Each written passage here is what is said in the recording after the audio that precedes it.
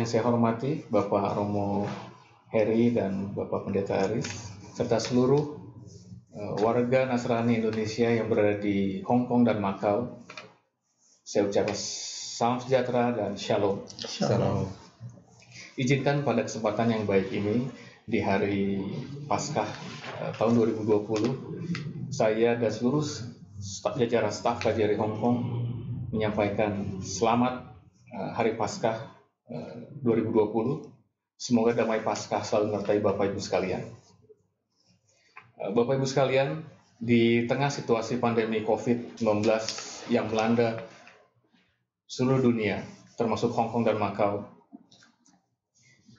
izinkan saya menghimbau Bapak Ibu sekalian yang sedang merantau di Hong Kong dan Macau, tempat kita mencari nafkah, agar senantiasa menjaga kerukunan dan kekompakan serta saling membantu antar sesama. Situasi ini pun sangat tidak menguntungkan, tidak hanya di Hong Kong dan Macau, namun juga di seluruh belahan dunia, termasuk di Indonesia. Untuk itu, saya ingin menyampaikan kabar yang cukup baik bahwa alhamdulillah di Hong Kong ini tidak ada satu warga negara Indonesia yang terkena positif COVID-19. Namun demikian di Macau ada saudara kita 3 orang yang terkena COVID-19. Untuk itu marilah kita doakan semoga saudara kita yang berada di Macau segera dapat pulih kembali. Bapak Ibu sekalian, demi kebaikan kita, saya menghimbau agar Bapak Ibu sekalian selalu mengikuti seluruh himbauan peraturan pemerintah Hong Kong dan Macau, serta menjaga kebersihan guna meminimalisir potensi terpapar COVID-19.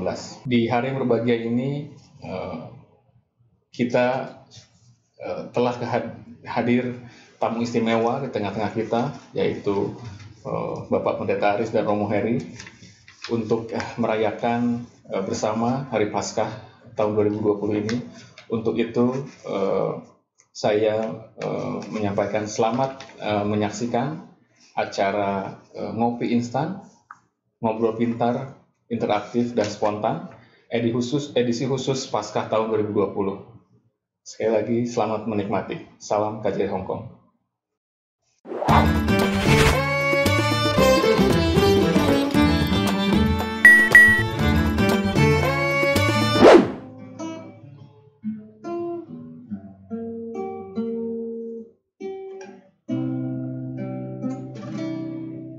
Terlalu besar kasih-Mu Bapa, pengorbanan yang Kau berikan bagiku. Terlalu mahal darah-Mu Yesus tercurah untuk menebus hidup.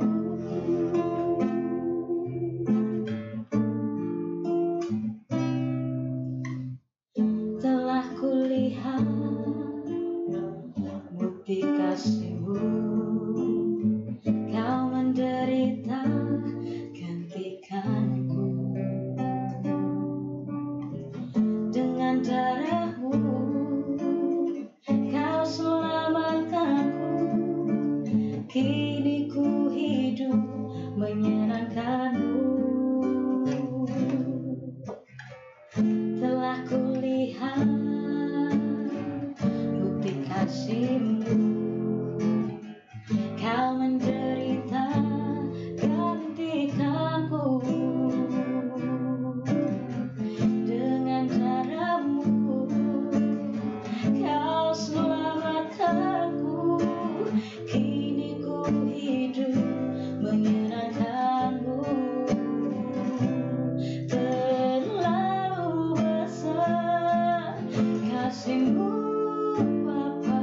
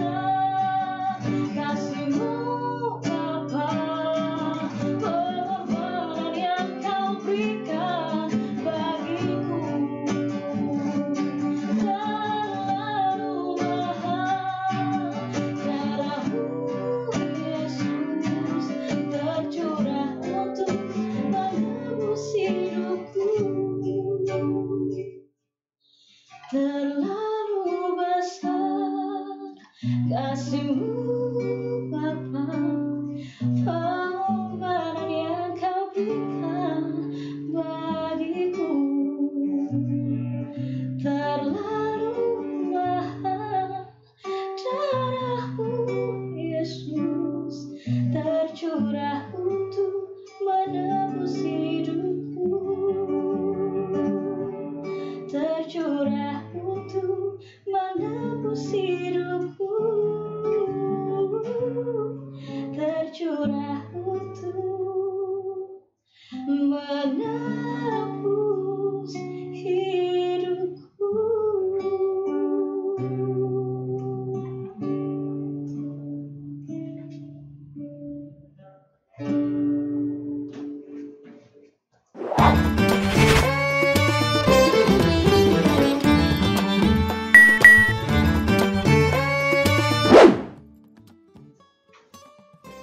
Ya, shalom, salam sejahtera bagi kita sekalian, dan kami juga mengucapkan selamat bergabung kembali kepada teman-teman dan pemirsa yang ada di rumah atau di mana berada. Dan kali ini kita kembali dalam acara Ngopi Instan, dan hari ini kita ada acara spesial sekali, edisi Paskah. Dan kali ini kita juga punya tema yang spesial, berbicara tentang Paskah perantau di tengah COVID-19. Dan kali ini saya tidak sendirian. Di studio kita sudah kehadiran dua narasumber, dua hamba Tuhan yang akan berbincang-bincang selama beberapa menit ke depan mengenai Paskah, perantau, dan juga bagaimana kita bisa beribadah selama COVID-19 ini sedang berlangsung di Indonesia, di Hong Kong, Macau, bahkan di dunia ini. Mari kita sapa dulu kedua hamba Tuhan, narasumber yang sudah hadir hari ini. Yang pertama ada Romo Heri. Selamat datang Romo Heri. Shalom. Ya, shalom, selamat datang. Dan juga ada Pak Aris, Pendeta Aris. Shalom, selamat datang. Terima kasih. Ya, kami terima kasih buat kedua hamba Tuhan yang sudah hadir hari ini, datang ke tempat ini untuk berbincang-bincang bersama kita. Dan sebelum kita mungkin berbicara tentang Paskah, ada baiknya kita berkenalan dulu lebih jauh ya, Romo dan Pak Pendeta Aris ya, karena tak kenal maka tak sayang katanya. Kita mau kenal lebih jauh tentang profil Romo Heri dan juga Pak Pendeta Aris. Kira-kira sudah berapa lama pelayanan di Hong Kong, lalu melayani gereja apa, dan juga mungkin bisa cerita sedikit apa yang membawa Romo Heri dan juga Pak Aris bisa datang jauh dari Indonesia sampai ke Hong Kong ini. Silakan mungkin dari Pak Aris duluan deh. Iya. Baik, terima kasih untuk kesempatan yang diberikan untuk kami berbincang-bincang, untuk sedikit memperkenalkan diri.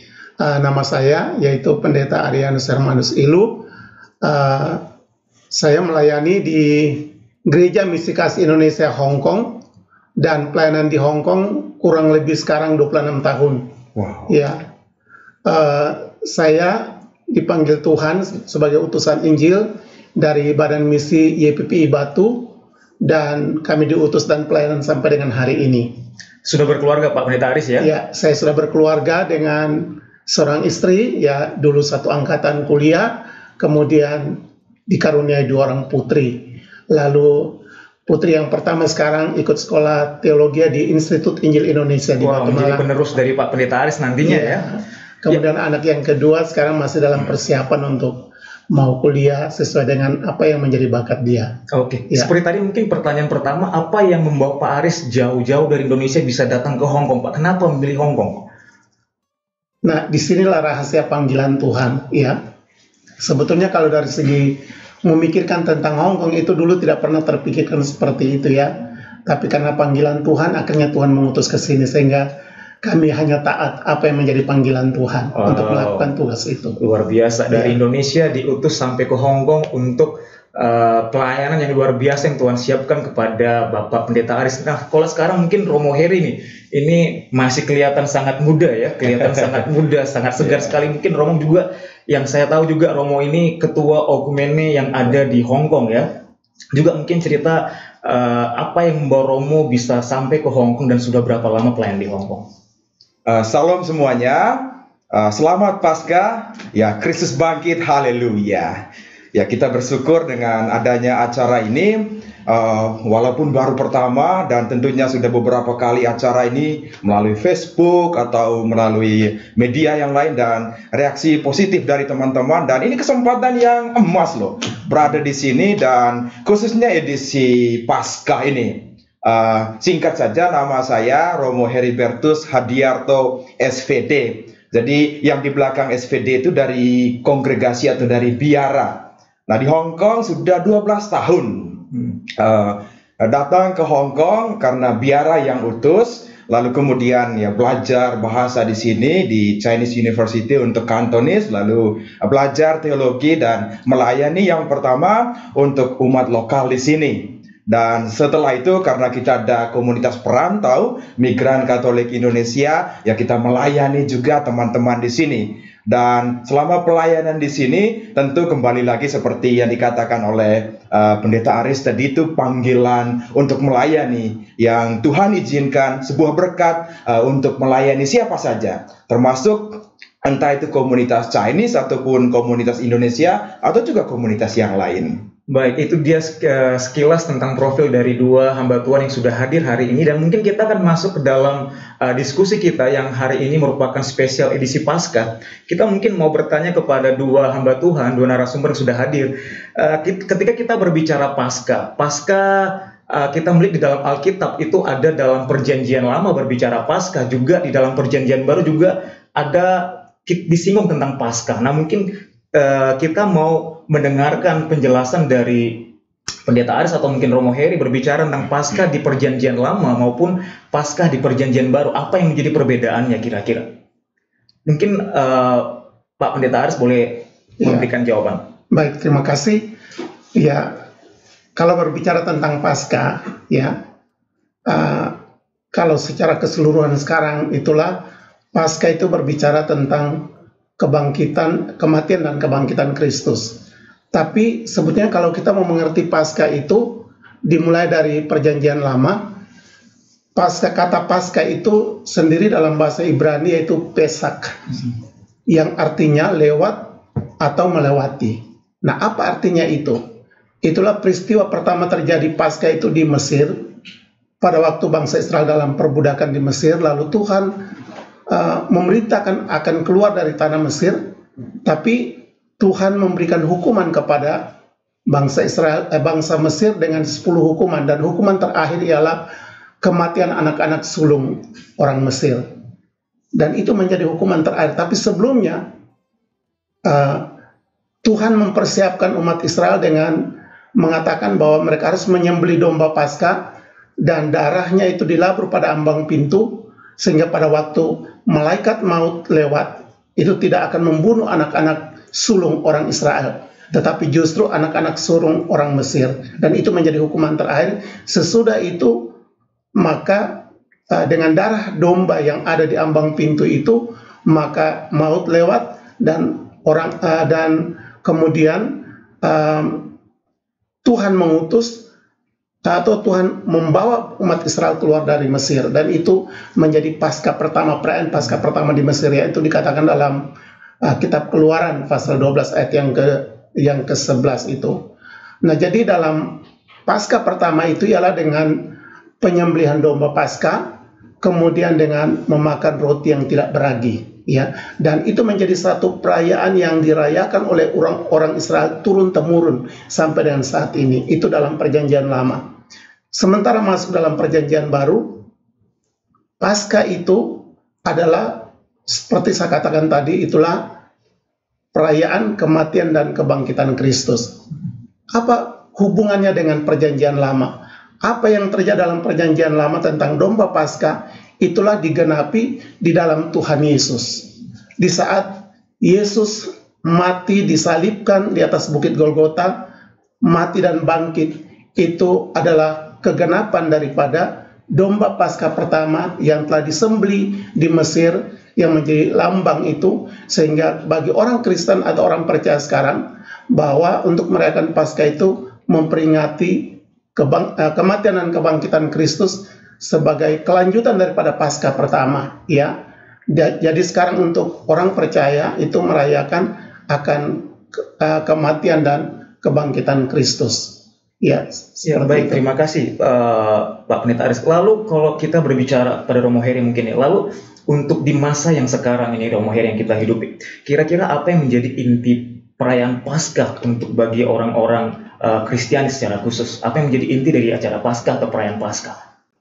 Kembali kepada yang diungkapkan oleh Pendeta Aris tadi, Paskah, Passover, itu artinya kita melewati. Dalam konteks sekarang, kalau boleh saya katakan, bagaimana dalam situasi dunia zaman ini, Paskah itu adalah sebuah pesan bahwa penderitaan Kristus, kematiannya, dan lebih khusus kepada kebangkitannya, itu membawa sebuah kehidupan baru untuk kita. Karena itu melewati dari situasi apa saja, situasi kegelapan kepada sebuah terang, atau situasi ketakutan kepada sebuah pengharapan. Bagi saya melihat Paskah ini adalah sebuah cara untuk memaknai sesuatu. Ya, termasuk juga bagaimana kita melihat realitas dalam konteks terang Paskah. Karena itu Paskah tidak terlepas dari lilin. Itu berarti bagaimana lilin ini membawa terang, harapan kepada sesama siapa saja, tanpa membedakan agamanya apa, latar belakang budaya apa, karena Paskah itu perayaan sukacita. Ya, baik, menarik sekali ya. Berbicara Paskah, kita tadi disampaikan oleh Romo Heri berbicara perayaan. Cuman kalau kita melihat situasi yang kita hadapi sekarang, Romo Heri, di tengah-tengah wabah COVID, ada himbauan dari pemerintah untuk social distancing atau physical distancing. Nah, sekarang yang kita hadapi, masa-masa sekarang, ada himbauan dari pemerintah untuk sementara tidak boleh bersekutu lebih dari 4 orang, atau mungkin di Indonesia pun untuk sementara gereja-gereja banyak yang mungkin tidak melakukan ibadah secara korporat tapi secara online. Ini bagaimana relevansinya kita bisa merayakan Paskah di tengah-tengah situasi yang seperti ini? Karena berbicara perayaan mungkin ada banyak orang, ada perkumpulan bersama, tapi kondisi yang kita hadapi saat ini seperti ini. Bagaimana kira-kiranya gereja memberi solusi dalam merayakan Paskah di tengah-tengah situasi yang sekarang kita hadapi? Mas Rickson, Iya. Suka tidak suka ya, mau tidak mau, bagaimana situasi sekarang kita harus sungguh-sungguh termenung. Bagaimana COVID-19 ini tidak hanya memporak-porandakan yang profan, yang sekular, tetapi juga dalam kehidupan yang sakral, yang religius. Nah, bagaimana kedua sisi ini dalam situasi COVID-19 ini situasi yang tidak mudah, tetapi selalu punya pengharapan. Nah, kita hidup bersama di tengah masyarakat. Dengan demikian, ya apa yang menjadi peraturan untuk kita sekarang sampai tanggal 23 di Hong Kong ini, ya berkumpul tidak boleh lebih dari 4 orang. Betul. Dan dengan adanya ibadat online dan kegiatan dalam grup-grup yang kecil itu berarti bahwa Paskah itu tetap ada. Walaupun di dalam rumah kita berdoa. Ya. Sebagaimana yang jelas sekali tertulis dalam surat Rasul Paulus yang pertama kepada jemaat di Korintus bab 3 ayat 16 sampai 17b itu ya. Itu jelas sekali. Bait Allah yang asali tinggal itu adalah di dalam hati kita masing-masing. Walaupun kita tidak bisa berkumpul dalam jumlah yang besar, memang sangat sedih. Paskah kali ini beda sekali dengan Paskah sebelumnya. Tetapi ya kita harus bijaksana juga bahwa kita menjaga kesehatan kita, tapi juga perlu menjaga kesehatan sesama. Karena itu perlu ya lockdown, tinggal di dalam, tetapi selalu terbuka dengan doa ataupun kegiatan yang sekarang media sosial itu wah keren banget ya. Artinya ya seperti ini, artinya kita berbagi dan memberi harapan kepada sesama. Ya, sebelum kita nanti membahas tentang bagaimana Paskah dulu dengan sekarang, karena agak sedikit berbeda dengan tahun-tahun sebelumnya, saya mau menghimbau kepada teman-teman yang ada di rumah, pemirsa yang ada di rumah, boleh juga berinteraksi dengan kita melalui WhatsApp yang sudah mungkin tampil di layar dengan nomor 9400 dan 94001506. Bagi 3 penanya pertama yang namanya akan dimunculkan di WhatsApp akan mendapatkan cangkir cantik seperti ini. dan nanti akan dikirimkan ke alamat masing-masing ya. Jadi silakan bergabung dengan kita, silakan bertanya kepada kedua narasumber kita yang hadir hari ini, tentunya itu berhubungan dengan Paskah. Baik, kembali ke pertanyaan yang tadi Romo, kira-kira karena Romo juga merupakan ketua Okumene, Persekutuan Okumene yang ada di Hong Kong, kira-kira apa yang menjadikan perbedaan perayaan Paskah tahun lalu khususnya dengan tahun ini? Apa yang kira-kira paling membedakan apa? Perayaan Paskah Okumene tahun ini ya kita tidak bisa laksanakan karena COVID-19 ini. Dan tentunya ya perbedaannya kita tidak bisa berkumpul, bersekutu bersama. Tetapi dengan situasi yang ada, tentu ya Tuhan selalu beri jalan. Ya dengan berdoa, renungan-renungan melalui online atau juga ya pertemuan 1-2 orang itu membantu bahwa ya Persekutuan Ekumene atau gereja-gereja yang ada di Hong Kong dan di Macau itu senantiasa ya hidup, bahwa dalam situasi sulit apapun Tuhan itu membuka ya cara yang begitu khusus untuk kita. Oke, menarik sekali ya. Kalau kita mungkin sekarang dihubungkan dengan tema kita berbicara tentang Paskah dan perantau. Nah, sekarang kira-kira menurut Pak Aris nih, apa peran gereja kepada para perantau, khususnya seperti kita sekarang yang ada di luar dari Indonesia, kepada teman-teman kita yang ada di Hong Kong dan di Macau, kira-kira apa yang menjadi peran gereja kepada teman-teman WNI, PMI yang ada di perantauan? Apa yang bisa gereja lakukan untuk menolong mereka? Apalagi Pendeta Aris ini perantau yang paling lama ya. Kita sudah senior sekali. Senior perantaunya. Kira-kira mungkin bisa berbagi. Ya, baik. Memang kalau berbicara tentang perantau, itu mereka yang meninggalkan daerah, lalu pergi ke tempat yang baru, tempat yang lain, yang tentu tempat yang asing. Apalagi perantau sampai ke luar negeri, ya. Itu sesuatu yang sangat berbeda dengan lingkungan asalnya. Di saat mereka terpisah dengan keluarga, ya tentu mereka dalam kekosongan. Karena apa? Karena mereka terpisah dengan keluarga.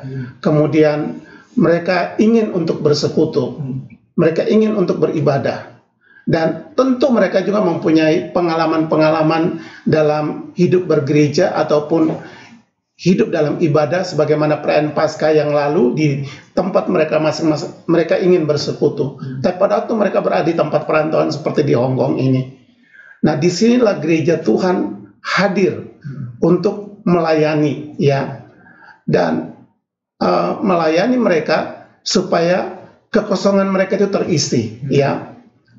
Gereja memberikan perhatian, melayani, mendoakan, bahkan juga tempat-tempat ibadah yang disiapkan untuk mereka datang berkumpul beribadah. Tetapi dalam kaitan dengan itu, tahun ini menjadi tahun yang spesial. Karena tahun-tahun yang lalu umat Tuhan dari PMI di Hong Kong ini, mereka selalu hadir dalam gereja-gereja di mana mereka beribadah. Kemudian kami juga dalam Oikumene bersama dibuat kegiatan-kegiatan bersama. Tapi khususnya dalam perayaan Paskah tahun ini menjadi sesuatu yang sangat berbeda, yaitu mereka tidak bisa keluar. Ya, mereka harus tinggal di rumah, dan itu menjadi sesuatu yang tidak mudah bagi kehidupan mereka. Tapi disinilah gereja Tuhan hadir lagi dengan cara ialah tidak lagi mengumpulkan mereka sesuai dengan anjuran pemerintah, tapi mereka dilayani melalui online atau melalui audio dan sebagainya, sehingga mereka bisa terlayani. Dan mengapa? Karena gereja Tuhan itu menjadi tempat orang beribadah. Tapi di saat sekarang seperti ini, gereja Tuhan menjadi tempat orang beribadah. Dan akhirnya mereka harus sendiri di tempat di mana mereka berada. Dan disinilah kita melihat bahwa kehadiran Tuhan itu bukan hanya di gedung gereja, sebagaimana tempat-tempat waktu yang lalu mereka beribadah, tapi gereja itu ialah di mana Tuhan hadir. Dan sekarang mereka sendiri ada di rumah, mereka berdoa, itu pun Tuhan hadir. Karena Tuhan menyertai setiap saudara. Walaupun saudara di rumah, saudara ingin beribadah tapi tidak bisa datang berkumpul, ingatlah bahwa Tuhan hadir dan bersama. Yesus yang bangkit itu, dia sudah hadir bersama-sama seperti dia menunjukkan diri kepada para murid. Dia mendatangi tempat mereka. Kehadiran Yesus seperti itu. Juga di saat Paskah ini juga dia hadir di tempat saudara, di saat saudara tidak punya kesempatan atau tidak bisa keluar. Dan saya rasa itu menjadi sesuatu yang spesial. Tuhan ajarkan bahwa kehadiran Tuhan itu tidak dibatasi hanya di gereja, tetapi juga di tempat di mana mereka tinggal. Sehingga tentu mereka pun terhibur, dikuatkan dengan kehadiran Tuhan dalam Paskah seperti itu. Wow, menarik sekali. Mari kita minum dulu Pak supaya suasana lebih santai. Terima Dan kasih. kita mengingat kembali kepada teman-teman yang ada di rumah. Silahkan memberi pertanyaan kepada kedua narasumber kita yang sudah hadir hari ini melalui WhatsApp dengan nomor 94001506.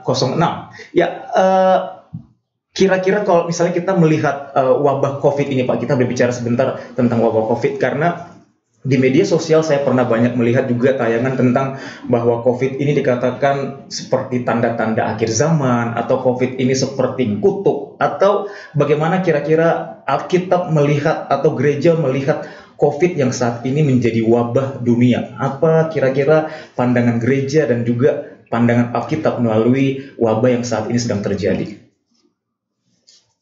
Sebelum ke COVID-19 ini, ya kembali lagi penekanan kepada perantau tadi. Itu menarik sekali loh. Ya. Perantau itu bukan hanya sekedar lokus atau tempat saja, tetapi juga semangat, spirit. Karena itu, khususnya teman-teman yang mayoritas pekerja migran di Hong Kong atau di Macau, ketika hadir di sini, ya tentu menjadi pahlawan devisa dan juga pahlawan keluarga loh.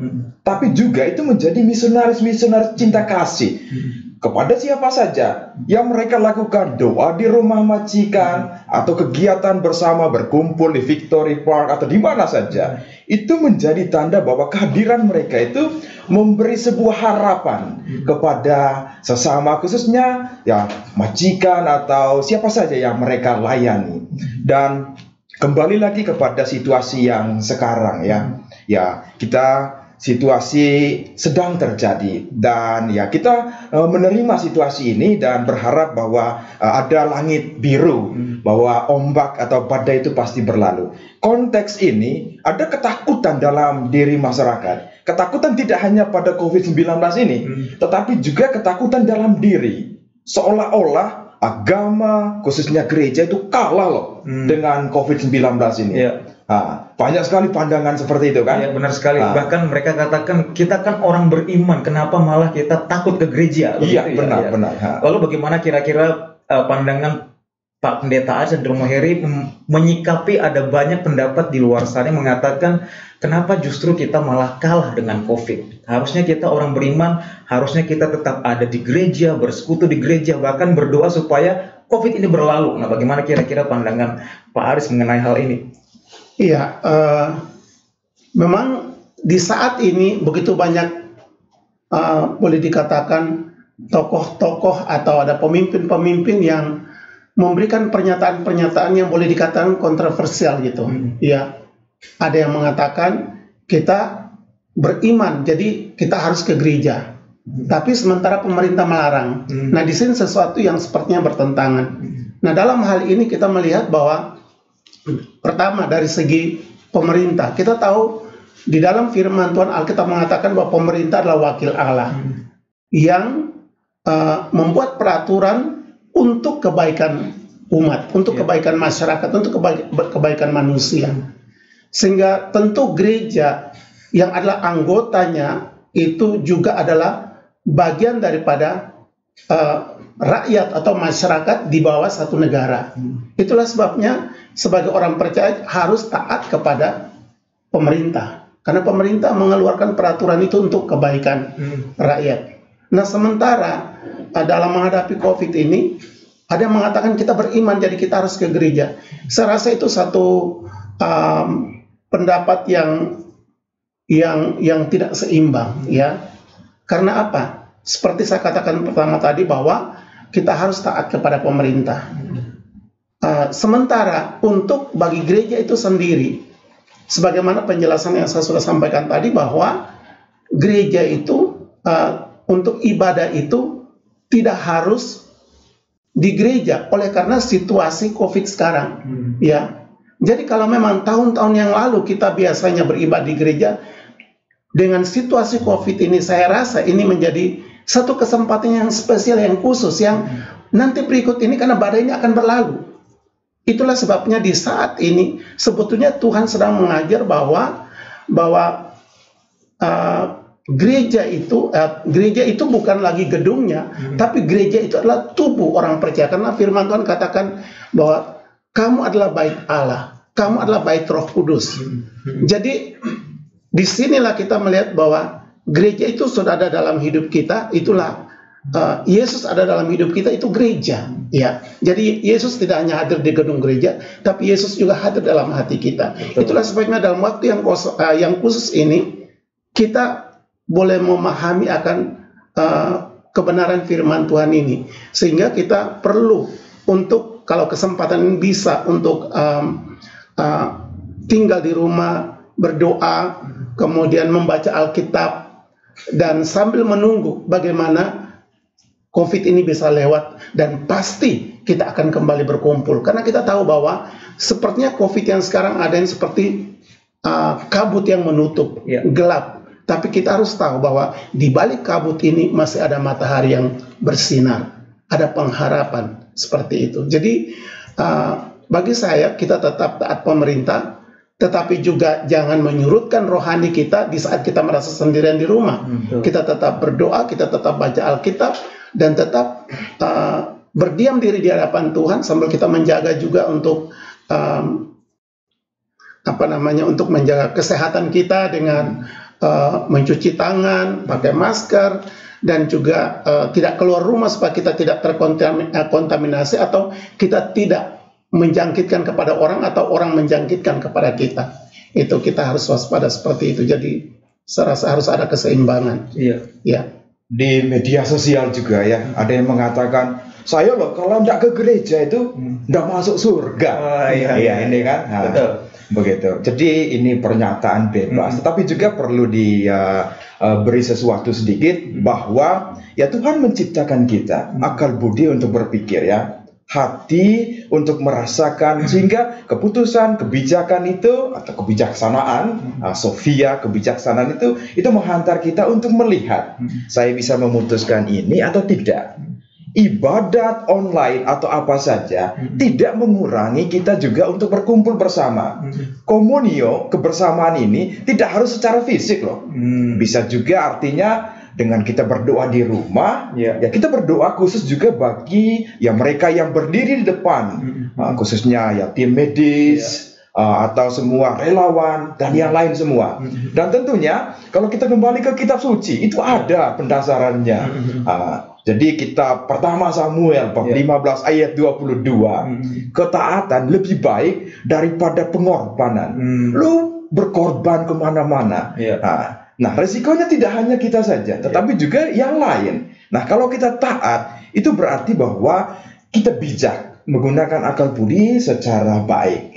Jadi artinya mungkin saya tambahkan sedikit dari segi dengan situasi COVID ini akhirnya semua gereja memakai media online. Nah, ini satu hal yang saya melihat sangat positif. Mengapa?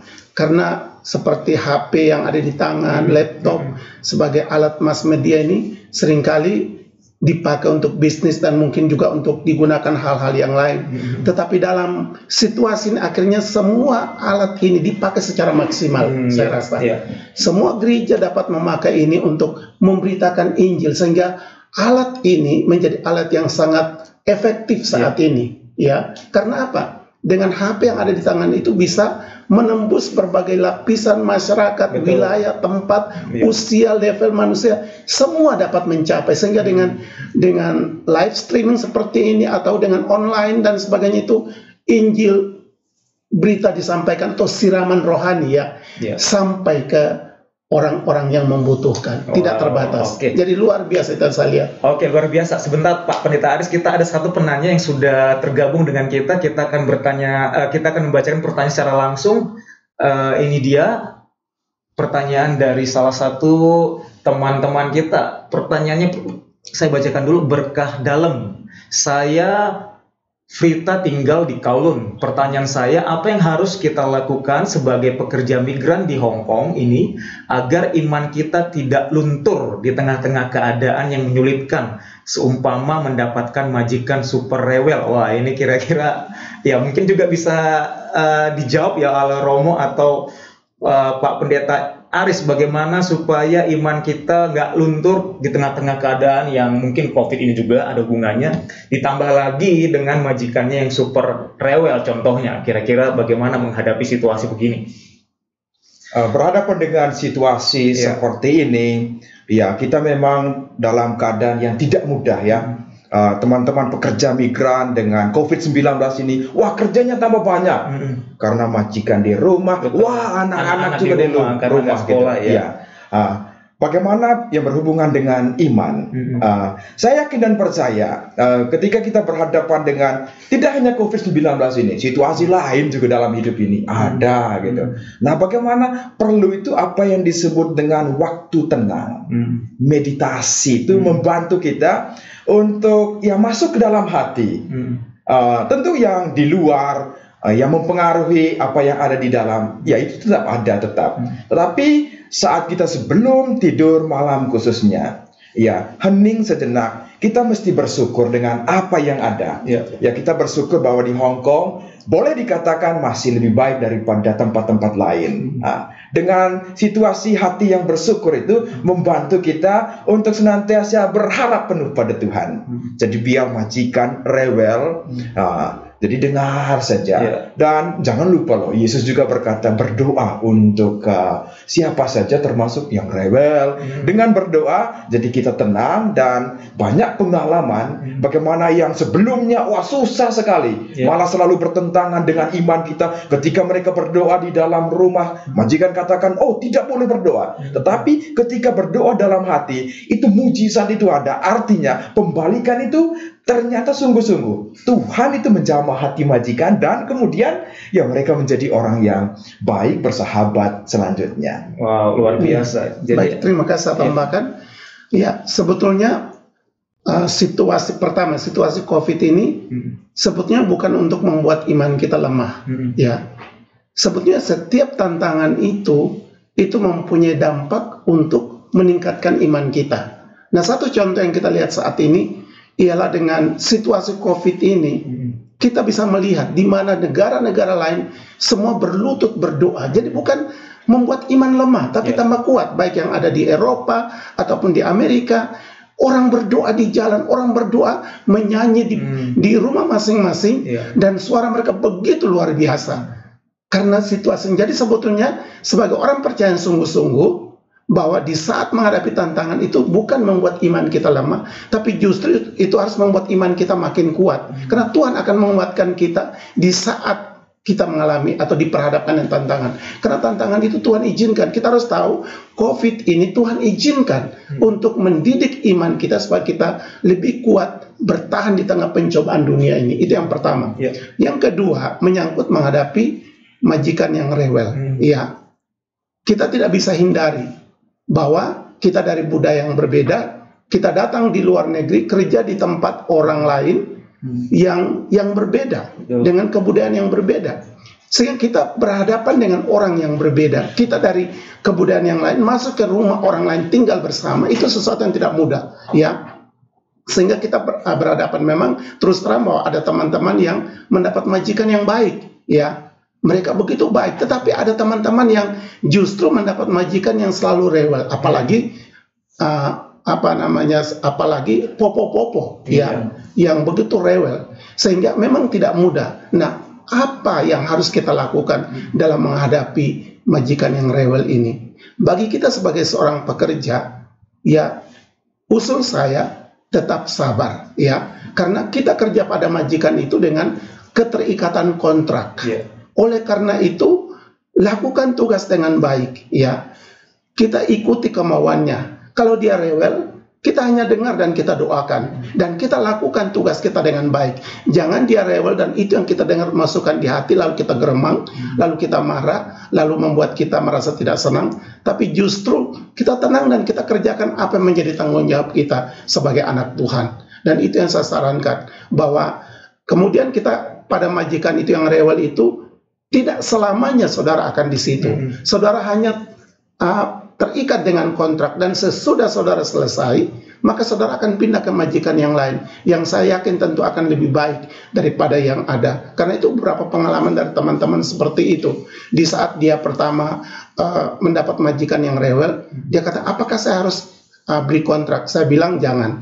Kamu tetap bersabar di situ sampai finish. Di saat kamu finish, maka kamu akan dengan bebas mencari majikan yang lain, dan pasti Tuhan akan berikan yang lebih baik. Tapi kalau kamu break, kamu akan menyusahkan diri sendiri lagi. Mengapa? Karena kamu harus cari majikan yang lain yang belum tentu lebih baik daripada yang sekarang ada. Betul. Untuk itu bersabar, lalu menanti waktu Tuhan kerja dengan sebaik-baiknya sampai finish, supaya sesudah finish kamu akan bebas untuk mencari majikan yang lain. Terima kasih. Ya, itu dia jawaban untuk penanya pertama. Dan selanjutnya kita sekarang ada penanya yang kedua. Mari kita membaca pertanyaannya. Selamat sore, saya Maria di Kowloon Bay. Kenapa kita perlu puasa pada hari Paskah? Dan apakah menurut Romo atau Pendeta Aris memang kita diharuskan untuk berpuasa? Nah, ini bisakah Romo atau Pendeta Aris memberikan contoh berpuasa yang benar untuk kita yang bekerja di rumah majikan? Terima kasih. Oke, apakah kita memang harus puasa sebelum Paskah? Lalu apakah puasa itu diharuskan? Dan yang ketiga, bagaimana kita berpuasa sementara kita kerja di rumah majikan? Menurut Romo, bagaimana Romo? Apakah memang wajib untuk berpuasa sebelum masa-masa Paskah? Di dalam tradisi atau liturgi Gereja Katolik, berpuasa itu bisa dilakukan pada hari Rabu dan hari Jumat. Kenapa kita berpuasa? Kita bersolidar dengan sesama. Misalnya kita berpuasa untuk tidak makan terlalu banyak, sementara kita melihat di samping kita itu banyak saudara dan saudari yang menderita. Dengan kita berpuasa, karena kita itu merasakan bagaimana Allah yang solidar, ya, Dia melepaskan jubah kemuliaannya masuk kepada jubah pelayanannya. Nah, inilah yang disebut di waktu kita merayakan Kamis Putih itu. Dia melayani, membasuh kaki para murid. Dengan demikian puasa itu berhubungan juga dengan sesama yang lain.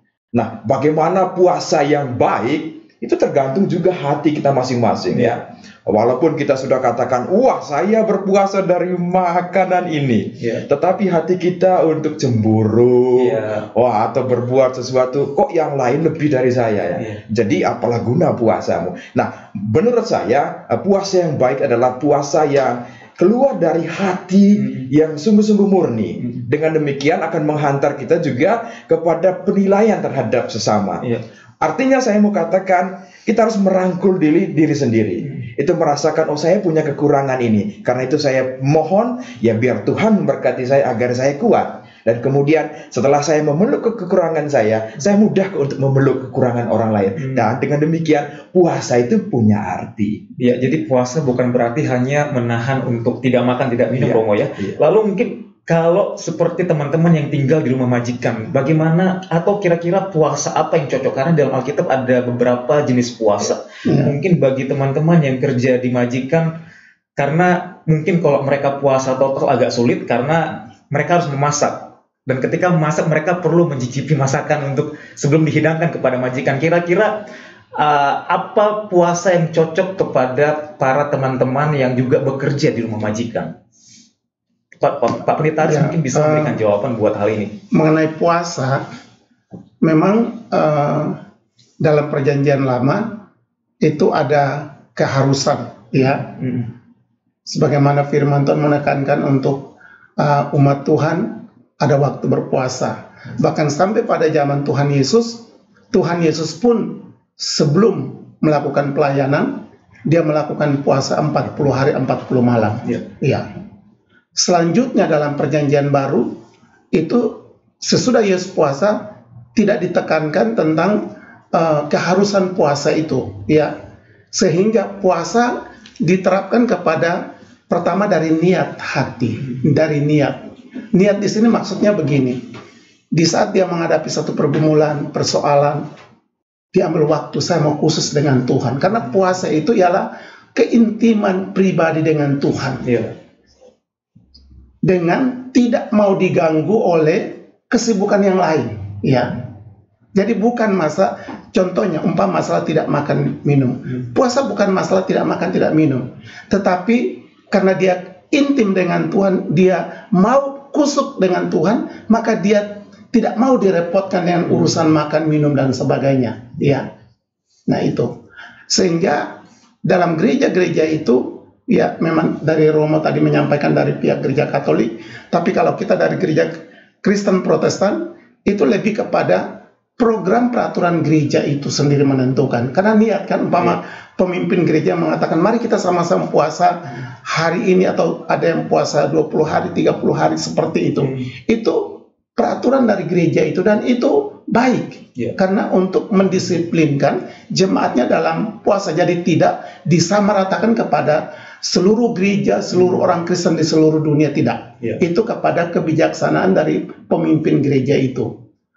Sehingga itu menjadi program gereja, sehingga jemaatnya tentu diharapkan mengikuti. Sedangkan masuk dalam puasa pribadi, itu yang saya katakan tadi, itu sesuai dengan niat, ya. Jadi umpamanya kalau ada di tempat majikan, lalu dia ingin puasa, ya, ada kerinduan, saya punya pergumulan berat, urusan anak, urusan keluarga, banyak masalah, sehingga saya ingin mengkhususkan diri dengan Tuhan, mau berdoa puasa. Boleh, asal mencari waktu yang tepat. Ya, maksudnya dia merasa tidak terlalu disibukkan dengan pekerjaan. Tapi kalau seandainya majikan begitu banyak kerjaan yang harus dia kerjakan, dia bangun pagi jam 4 dan tidur harus jam 1 malam, ini sesuatu yang tidak mungkin diambil puasa. Nah, alangkah baiknya hal seperti itu dia tetap lakukan dalam hati, karena puasa bukan masalah tidak makan minum, tapi puasa itu masalah keintiman dengan Tuhan, hubungan dengan Tuhan. Boleh mungkin saya pakai istilah mesra dengan Tuhan,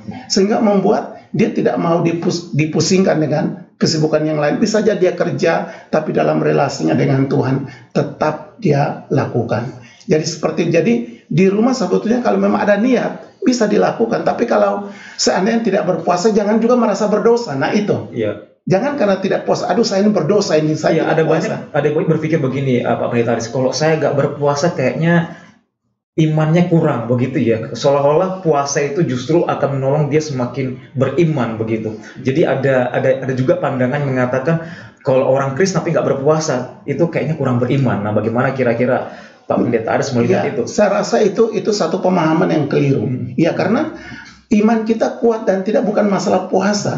Tapi pertama ialah masalah kita baca firman Tuhan nggak? Kita memiliki firman Tuhan nggak? Kita melakukan firman Tuhan nggak? Dan firman Tuhan bukan hanya masalah puasa. Firman Tuhan ialah melakukan semua yang Tuhan kehendaki. Kemudian menjaga relasi dengan Tuhan. Dan relasi kita dengan Tuhan tidak harus hanya dengan puasa, tetapi juga dengan, karena relasi kita dengan Tuhan itu merupakan sesuatu yang merupakan nafas hidup kita ini, ya kan? Jadi bukan hanya puasa. Puasa itu salah satu bagian daripada kalau kita punya waktu dan punya niat. Puasa itu harus ada niat, ada niat. Kalau tidak ada niat, hanya cuma menjalankan satu ritual, nggak ada artinya. Ya. Baik, terima kasih Pak Pendeta Aris. Lalu kita masuk ke dalam pertanyaan yang ketiga, pertanyaan terakhir yang hari ini beruntung mendapatkan gelas cantik dari Ngopi Instan. Kita mari melihat pertanyaan ketiga. Nama saya Feni, saya merasa pesimis Romo dan Pak Pendeta. Waduh, ini sudah pesimis nih pertanyaannya nih. Keadaan COVID-19 kapan berakhir? Wah, banyak hamba Tuhan yang menjadi korban, tidak dapat dimakamkan dengan penghormatan yang layak. Bagaimana menyikapi hal ini? Kira-kira kapan akan berakhir? Wah, ini pertanyaannya, kapan kira-kira COVID-19 akan berakhir? Dan juga memang kalau kita melihat di Indonesia secara khusus ada banyak hamba Tuhan yang meninggal karena terkena dampak COVID. Bahkan ketika mereka mau dimakamkan itu banyak pihak yang menolak. Kira-kira bagaimana gereja, dan kira-kira bagaimana pandangan Romo Heri dan juga Pak Pendeta Aris melihat hal ini? Menurut saya ini bukan prediksi seperti sepak bola ya. Ya, kemungkinan ini, kemungkinan itu. Soal COVID-19 ini, ya kita lebih banyak berharap pada Tuhan. Ya, kembali kepada kasih-Nya dan kembali kepada sikap kita juga. Bagaimana kita seperti yang diberitakan, ya pemerintah mengharapkan supaya kita menjaga kesehatan, ya mencuci tangan dan tentunya kebersihan di rumah masing-masing atau di mana saja. Dengan apa yang ada itu kemungkinan dalam arti bahwa berkurang dan kita sungguh-sungguh berharap supaya akan berakhir. Tetapi juga kembali kepada sikap kita. Ya. Jadi tidak kita tahu kapan itu, tetapi kita punya iman dan kita berharap sungguh-sungguh supaya badai akan berlalu. Ya, amin. Lalu Ya, saya tambahkan lagi. Pertama, tentang COVID ini kapan berakhir. Ya. Nah, ini satu pertanyaan yang kita tidak bisa menjawab. Karena apa yang terjadi itu di dalam rencana Tuhan, ya. Dan saya sangat yakin bahwa segala sesuatu yang terjadi termasuk COVID ini ada dalam pengetahuan Tuhan. Hanya kapan berakhir itu kita tidak bisa prediksi, itu dalam rencana Tuhan. Kalau Tuhan izinkan terjadi, berarti ada waktunya Tuhan akan membawa untuk masalah ini lewat. Betul. Itu yang pertama. Yang kedua menyangkut korban hamba-hamba Tuhan yang mati. Ya, memang kematian seseorang itu kapan saja, dengan cara apa saja bisa. Ya. Tapi ternyata dengan situasi COVID ada begitu banyak hamba Tuhan mati. Hal itu kita tidak boleh mengatakan, wah mereka itu dapat hukuman. Jangan. Mungkin itulah cara Tuhan memanggil mereka dengan situasi ini. Ya. Oleh karena itu, bagi kita yang masih hidup, ya, kita tidak boleh memvonis, karena seringkali kita juga dengan info, wah ini hukuman Allah ini, ya, atau dia mati karena kurang beriman dan sebagainya. Nah, hal seperti itu kita harus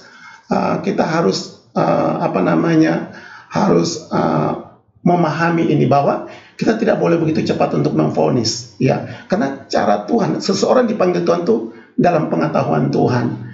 Itulah sebabnya bagi kita saat ini tetap kita waspada, tetap kita jaga, supaya toh kalau Tuhan panggil kita dengan cara ini, ya tentu kita juga akan mati. Tapi puji Tuhan, mungkin Tuhan belum izinkan kita mati, sehingga sekarang saudara lihat kami di sini nggak pakai masker, ya. Karena kita tahu bahwa kita masih sehat, ya. Ya, baik. Mungkin ini pertanyaan yang ada kaitannya Romo sebagai Ketua Oikumene dan juga Pak Pendeta Aris sebagai salah satu anggota juga bahkan pengurus di Gereja Oikumene yang ada di Hong Kong. Apa langkah konkret yang Oikumene atau gereja-gereja yang sudah lakukan dalam menolong teman-teman yang ada di perantauan, khususnya orang-orang yang ada di Indonesia, orang Indonesia yang ada di Hong Kong dan di Macau? Apa langkah konkret yang sudah gereja Oikumene lakukan bagi mereka, bagi teman-teman?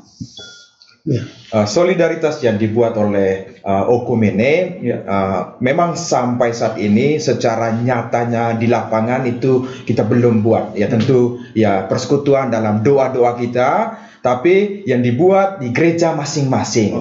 Dengan pembagian masker, tidak saja untuk teman-teman perantau atau warga Indonesia yang ada di Hong Kong dan di Macau, tapi juga untuk orang-orang lokal di sini. Ya, kita menerima bantuan dari Indonesia dan bahkan melalui KJRI. Jadi kita menerima lalu pergi ke sudut-sudut taman-taman itu membagikan masker, dan saya sangat bersyukur kepada teman-teman. Walaupun dalam situasi yang tidak mudah, ini situasi kalau boleh dikatakan tapal batas, ya. Pergi ke sana membagi masker, jadi ada kemungkinan kalau memang yang bersangkutan kena COVID-19 ini, ya kita juga bisa kena. Tetapi puji Tuhan bahwa karena iman kita membagi, maka Tuhan akan menjaga kita. Jadi beberapa kali, baik dari gereja Katolik, gereja-gereja Kristen juga, saya melihat bahwa mereka pergi ke lapangan Victory Park atau di mana saja. Dan bahkan ya setiap hari ada yang melakukan itu, entah itu secara grup maupun secara pribadi. Ya, anak-anak Tuhan yang sungguh-sungguh berpeduli. Ya, jadi ada tindakan nyata dari gereja-gereja dalam menolong teman-teman, bahkan juga hanya orang-orang Indonesia saja yang ada di Hong Kong dan di Macau, tapi juga kepada orang-orang lokal yang ada di Hong Kong dan di Macau. Baik, mungkin sebelum kita mau menutup acara, kira-kira apa yang menjadi pesan bagi teman-teman PMI, WNI yang ada di Hong Kong dan di Macau selama COVID ini masih melanda di Indonesia, di Hong Kong, Macau, bahkan di seluruh dunia? Kira-kira apa pesan bagi teman-teman kita yang ada di Hong Kong dan Macau? Ya, teman-teman yang ada di Hong Kong dan di Macau, pesan kami dalam menghadapi kasus COVID-19 ini, supaya pertama saudara tetap ada di rumah, ya, di rumah majikan. Peraturan pemerintah Hong Kong juga mengeluarkan, pemerintah Hong Kong sudah mengeluarkan peraturan itu, kita harus taat. Kemudian kalau seandainya majikan pun melarang, saudara harus taat, ya. Sebab kalau saudara merasa hari Minggu saudara bebas nggak mau ingin keluar, itu mempunyai risiko. Mengapa? Karena saudara bisa keluar di luar lalu terpapar dengan COVID melalui teman, lalu saudara bawa masuk ke rumah majikan, di rumah majikan bisa kena juga. Itulah sebabnya saudara harus jaga. Apalagi saudara yang mungkin menjaga popo atau kungkum orang-orang tua, saudara harus sungguh-sungguh jaga itu. Kemudian saudara harus jaga kebersihan, ya. Kemudian yang berikut, saudara harus hidup sungguh dengan Tuhan. Saudara ambil waktu di rumah itu menjadi tempatnya saudara berdoa, membaca firman Tuhan, dan tetap kuat di dalam Tuhan. Tuhan pasti akan menyertai, Tuhan pasti akan menolong. Tidak usah putus asa, tidak usah kecewa, karena memang kita sedang dalam satu masa semua orang panik, ya, semua orang panik, di mana-mana orang panik, di seluruh dunia orang panik. Dan termasuk kita di Hong Kong ini, yang dulunya orang menganggap Hong Kong menjadi surga, tempat yang paling aman. Tapi ternyata dengan situasi ini, maka kita dapat mengetahui bahwa tidak ada tempat yang aman di bumi ini, termasuk di Hong Kong. Dan tempat yang paling aman ialah di saat kita hidup dalam Tuhan. Tetaplah setia di dalam Tuhan, hidup sesuai dengan kehendak-Nya. Amin. Pak Romo, bagaimana kira-kira ada pesan yang mau Romo sampaikan kepada teman-teman yang ada di Macau, Hong Kong, bahkan di seluruh penjuru tanah air yang melihat tayangan ini? Teman-teman yang terkasih, suka tidak suka dengan situasi yang ada, kita tetap bersyukur bahwa Tuhan itu begitu baik dalam hidup kita. Dan tentunya situasi ini, walaupun kita tidak bertemu secara fisik dalam persekutuan, dalam doa-doa, satu hal yang menarik juga ya dari keadaan ini tentang jaga jarak. Ya. Jaga jarak, tidak ketemu. Kita tahu betapa beratnya yang namanya rindu. Rindu sekali. Siapa yang nggak rindu berjumpa di hari Minggu atau hari libur?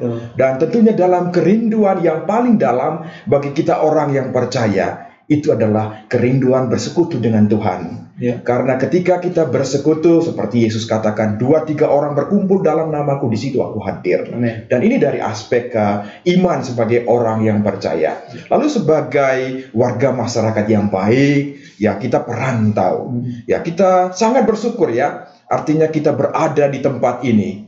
Dan inilah tempat yang terbaik saat ini untuk kita semua. Karena itu, jagalah tempat ini dengan peraturan yang sudah dikeluarkan baik oleh pemerintah Hong Kong maupun pemerintah Indonesia, dalam hal ini KJRI Hong Kong dan Macau. Itu membantu kita untuk menjadi warga negara yang baik. Jaga jarak, dan tentunya perlu bijak untuk melakukan sesuatu. Tentu dalam situasi, ya semua orang sedih, semua orang panik. Siapa tidak sedih? Termasuk kita juga hamba-hamba Tuhan, ya pastor, biarwan, biarwati atau siapa saja. Tetapi ya kita berada di dunia ini, lingkungan ini. Artinya bijak juga untuk mengambil keputusan. Dengan demikian kita menjadi tidak hanya ya orang yang beriman, tetapi juga orang beragama yang menghantar siapa saja kepada situasi yang lebih baik. Saya yakin dan percaya bahwa ya segala sesuatu indah pada waktunya. Dan kita serahkan semuanya ke dalam tangan Tuhan, dan tentunya kebersamaan dengan yang lain dalam situasi yang ada. Solidaritas itu adalah sesuatu yang memberi harapan kepada sesama. Amin. Iya, tidak terasa kita sudah berbincang-bincang selama lebih kurang 1 jam. Terima kasih kepada Bapak Pendeta Aris yang sudah hadir, juga Romo Heri yang sudah hadir, memberi makna Paskah bagi perantau di tengah-tengah wabah COVID yang saat ini sedang kita alami. Terima kasih buat kehadirannya, terima kasih buat firman Tuhan yang sudah dibagikan, dan terima kasih kepada semua teman-teman yang sudah terhubung dengan kita, dan terima kasih juga kepada 3 penanya yang hari ini sudah menanyakan secara langsung kepada kita. Yang pasti teman-teman akan mendapatkan gelas cantik dari ngopi instan dan akan dikirimkan secara langsung ke alamat masing-masing. Bagi teman-teman yang tadi sudah memberikan pertanyaan, silakan kirimkan alamatnya kepada nomor WhatsApp yang sudah tersedia. Nanti gelas cantik ini akan dikirimkan ke alamat masing-masing. Baik, sebelum kita mau mengakhiri ngopi instan kita kali ini, kita mau berdoa dulu. Kita juga mau berdoa buat tim medis, kita mau berdoa buat dokter, perawat, dan semua tenaga sukarelawan yang saat ini bekerja dengan giat, bekerja di garda terdepan. Mereka memberikan hati, memberikan tenaga, memberikan hidup mereka, bahkan mungkin nyawanya mereka sendiri mereka pertaruhkan untuk menolong teman-teman atau orang-orang yang saat ini sedang terdampak COVID. Mari kita berdoa kepada mereka. Kita juga berdoa buat pemerintah Hong Kong, pemerintah Macau, dan juga pemerintah Indonesia supaya Tuhan berikan hikmat dalam menolong setiap orang-orang yang terkena dampak COVID ini. Nanti mungkin Pak Pendeta Aris bisa memimpin kita dalam doa untuk setiap pokok-pokok doa yang tadi kita sudah sampaikan. Baik, semua pemirsa dan semua yang mengikuti acara ini, mari kita bersama sehati, kita akan masuk dalam doa. Kita berdoa. Bapa di dalam sorga, di dalam nama Tuhan Yesus, di saat yang indah ini kami boleh bertemu dengan semua saudara, walaupun hanya melalui live streaming, tapi kami disatukan, kami dibawa kepada satu kesatuan untuk melihat situasi yang kami hadapi saat ini. Secara manusia kami tahu tidak mudah, secara manusia kami tahu tidak gampang. Di mana-mana di seluruh dunia orang panik, orang menjerit, orang takut, orang susah. Itulah sebabnya kami datang kepadamu ya Tuhan, Bapa yang baik, yang dapat mendengar doa kami hari ini. Pertama, kami ingin berdoa bagi para medis, tenaga dokter, tenaga perawat, mereka yang ada di garda depan, tetapi mereka juga ada di bagian terakhir, di mana mereka harus berhadapan dengan para pasien. Kami berdoa supaya Tuhan tolong mereka, lindungi mereka, jaga mereka, sehingga mereka diberi kemampuan oleh Tuhan untuk dapat melayani para pasien yang tentu tidak mudah. Dalam hidup mereka sebagai manusia, mereka pun takut menghadapi penyakit ini. Tapi bagaimanapun mereka harus berhadapan dengan orang yang sakit kena virus ini. Kami berdoa supaya Tuhan menolong mereka, Tuhan memberkati mereka, Tuhan lindungi mereka. Walaupun mungkin mereka melindungi diri dengan alat-alat yang dipakai, dengan baju yang khusus, masker, sarung tangan, dan semua yang mereka pakai, tapi kami rindu supaya mereka lebih lagi dilindungi oleh kuasa Tuhan, sehingga mereka boleh terlepas daripada segala bahaya itu.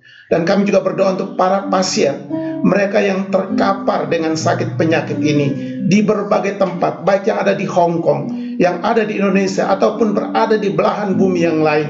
Kami berdoa, kami bersama dengan orang percaya di seluruh dunia mendoakan orang-orang yang sedang terkapar, orang-orang yang sakit, supaya Tuhan tolong mereka, jamah mereka, pulihkan mereka, sembuhkan mereka dengan cara-Mu sendiri.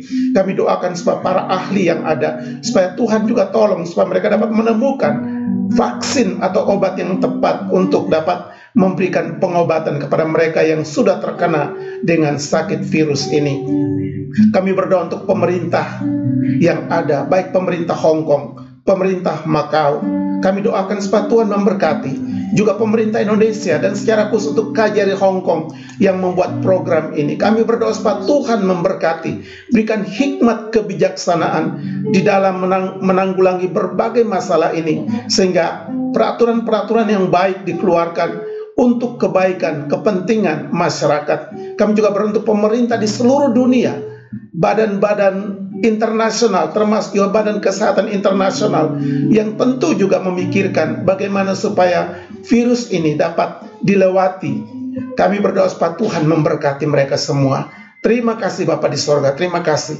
Kami berdoa untuk semua kami WNI yang ada di Hong Kong dan di Macau. Tuhan memberkati, jaga lindungi kami semua, supaya kami terpelihara dari wabah ini Tuhan. Kami mau berdoa untuk 3 saudara kami yang ada di Macau, yang kami dengar mereka mengalami sakit ini. Tuhan tolong, mereka mungkin dalam kesedihan, mereka mungkin dalam kekhawatiran, dalam ketakutan menghadapi situasi sementara mereka jauh dari keluarga. Kami doakan hari ini Tuhan jamah mereka, hiburkan mereka, kuatkan mereka, sembuhkan mereka dengan cara-Mu sendiri. Terima kasih Tuhan, para dokter, para perawat yang sedang merawat mereka, Tuhan juga berkati mereka. Kami doakan untuk semua keluarga kami, dari para warga Indonesia yang ada di warga Indonesia di Hong Kong yang ada di Indonesia saat ini, mereka yang ada di Tanah Jawa, mereka ada di Sulawesi, mereka ada di Sumatera, mereka di Kalimantan, mereka ada di Nusa Tenggara Timur, mereka yang ada di Maluku dan Papua, daerah-daerah di mana kami berasal. Kami doakan orang tua kami, suami, anak, keluarga-keluarga yang kami kasihi. Tuhan berkati mereka, lindungi mereka, jaga mereka. Kalaupun ada anggota keluarga kami yang mengalami sakit penyakit ini, kami juga minta tolong supaya Tuhan jamah, Tuhan pulihkan mereka dan Tuhan sembuhkan. Terima kasih Bapak, berkati kami semua hari ini. Terima kasih, kami percaya Tuhan mendengar doa kami. Di dalam nama Tuhan kami Yesus Kristus, kami berdoa dan mengucap syukur. Amin. Amin. Paskah berbicara kelepasan, Paskah berbicara ada pengharapan dan ada masa depan yang cerah yang Tuhan sediakan bagi kita. Itu sebabnya jangan pernah berhenti berharap pada Tuhan, karena kebangkitan Kristus menyatakan ada kemenangan dan ada harapan di dalam Dia. Demikian edisi Paskah kali ini Ngopi Instan. Sampai bertemu kembali dalam edisi-edisi selanjutnya, dan Tuhan Yesus memberkati. Shalom dan selamat Paskah. Terima kasih Pak Pendeta Aris dan terima kasih Romo Heri. Tuhan berkati. Terima kasih. Salam.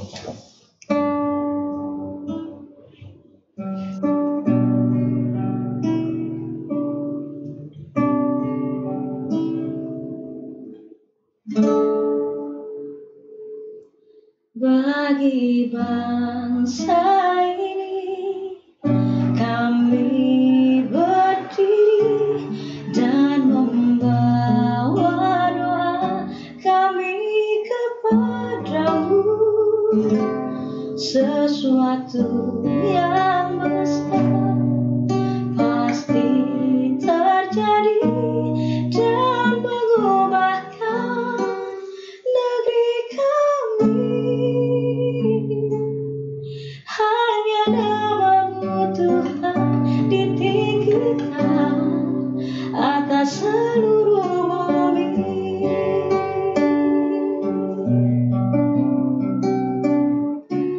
Bagi bangsa ini kami berdiri dan membawa doa kami kepadamu. Sesuatu yang besar pasti terjadi dan mengubahkan negeri kami. Hanya nama-Mu Tuhan ditinggikan atas seluruh bumi.